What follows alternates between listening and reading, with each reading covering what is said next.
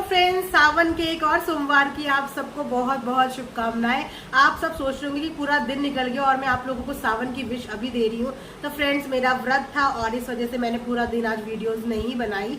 जो वीडियोस डाली हुई थी वो कल की शूट हुई थी, तो आज मैं वीडियो इसी समय व्रत खोलने के बाद बना रही हूँ, इसलिए आप सबको विश कर रही हूँ। और आप में से किस किस ने सावन के सोमवार के व्रत रखे हैं मुझे कमेंट सेक्शन में जरूर बताना। तो चलिए आज का वीडियो शुरू करते हैं। Hello hi, welcome back to my channel earth mom Dehradun और मैं हूँ ज्योति। वेलकम करती हूँ आप सभी का अपने चैनल में। So without further delay let's get start the video. So friends, Lalita aunty का आज एक और व्लॉग आया है और उस व्लॉग को आने के बाद लोगों के बहुत सारे कमेंट्स मैंने उनके कमेंट सेक्शन में देखे हैं। सो कमेंट देखने से पहले मैंने उनका पूरा व्लॉग देखा और व्लॉग में जैसे ही अंकल की एंट्री हुई, मैं सिर्फ एक बात बोलना चाहूंगी। आंटी जरा कान अपना आगे करना। अंकल ने जन्म गुट्टी मारी हुई थी ना। देखो आंटी, झूठ मत बोलना, सच्ची सच्ची बताना। गुट्टी मारी भी थी तो क्या हो गया, कौन नहीं मारता, आज की दुनिया में सब मारते हैं। और अगर गुट्टी मार के इमोशंस बाहर भी आ गए तो इट्स ओके, कोई दिक्कत नहीं है। सो दोस्तों, जैसे कि आप सब लोग जानते ही हो कि बेबी की तबीयत बहुत ज्यादा खराब थी पिछले दिनों, जिसकी वजह से आंटी तो बेबी को देख के आ चुकी हैं, लेकिन अंकल ने अभी तक बेबी को नहीं देखा है।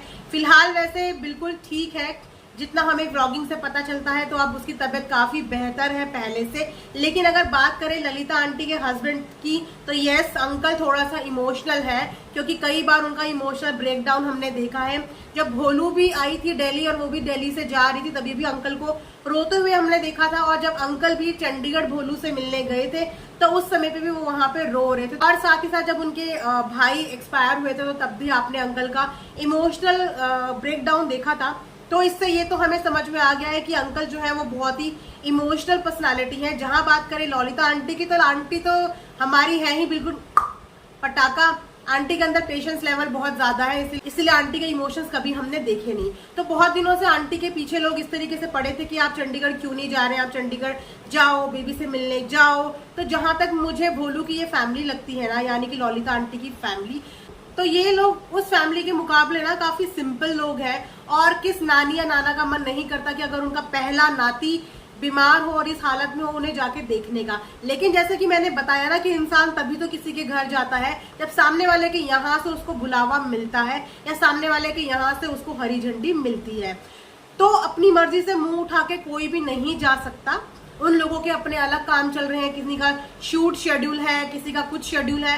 तो जब तक वो अपने मुंह से नहीं बोलेंगे कि भाई मम्मी पापा आप आ जाओ, तब तक अंकल और आंटी कैसे चले जाएंगे और लोग फिर अंकल आंटी को सुनाने के लिए आ जाते हैं। तो इस पर आंटी को ये करना चाहिए कि आंटी आपको कभी ये बोलना ही नहीं चाहिए कि मैं वहां पे जाऊंगी। जब वो आपको बुलाएंगे, आपको कंफर्मेशन दे देते हैं, एक दिन पहले आके बोला करो कि हाँ अब मुझे कल जाना है। क्योंकि आप जब डेट्स लोगों को दे देते हो ना तो लोगों की एक्सपेक्टेशन आपसे बढ़ जाती है कि इन्होंने ही बोला था कि मैं इस दिन जाऊंगी लेकिन अभी तक ये गई नहीं, माजरा क्या है, बात क्या है, ये होता है। और रही बात कल के अंकल के बैठी हुई वीडियो की, तो यस, साफ लग रहा था, मैं भी इस चीज को अग्री करूंगी, क्योंकि मुझे भी यही फील हुआ कि अंकल ने डाबर जन्म गुट्टी पी हुई थी। और ज्यादातर गुट्टी पीने के बाद इंसान को ज्यादा ही इमोशनल हो जाता है, और जो इमोशनल ऑलरेडी हो उसके तो इमोशंस बहुत ज्यादा ही गुट्टी मारने के बाद बाहर निकल आते हैं। तो अंकल के भी वही इमोशंस कल देखने को मिले। अपने घर में इंसान कर रहा है ना, गुट्टी मारने के बाद कुछ गंदे गलत काम नहीं कर रहा है ना, तो कोई बात नहीं। अगर अंकल ने पी ली तो इसमें अंकल को हम जज नहीं करेंगे।